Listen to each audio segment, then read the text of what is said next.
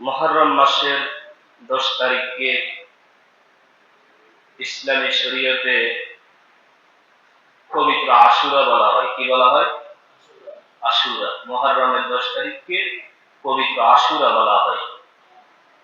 এই মুহররমের 10 তারিখ আশুরা কিন্তু মানব সৃষ্টির শুরু থেকে অর্থাৎ আদম আলাইহিস সালাম থেকে নিয়ে মুহাম্মদুর রাসূলুল্লাহ সাল্লাল্লাহু আলাইহি ওয়াসাল্লাম পর্যন্ত সকল নবী এবং সকল নবীর উম্মতেরা এই মুহররমের 10 তারিখে কিন্তু সম্মান জানিয়েছেন। কারণ আল্লাহ তাআলা পৃথিবীর সৃষ্টির সূচনা লগ্ন থেকে বছরের মধ্যে মাস বানিয়েছেন 12টা। কয়টা? ওই 12টা মাসের মধ্যে আল্লাহ তাআলা 4টা মাসকে সম্মানিত করেছেন।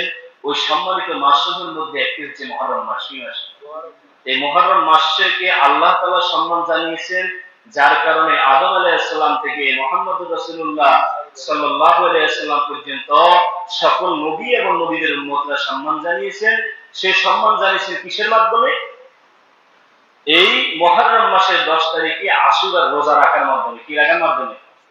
এবং এই মুহররম মাসকে তারা আরো সম্মান জানিয়েছেন এই মুহররম মাসে কোনো যুদ্ধ জিহাদ না করার মাধ্যমে, কোনো ফিতনা ফাসাদ না করার মাধ্যমে, কোনো ঝগড়া বিবাদ গালাগাল থেকে বিরত থাকার মাধ্যমে এই মুহররম মাসকে তারা সম্মান জানিয়েছেন। সুবহানাল্লাহ।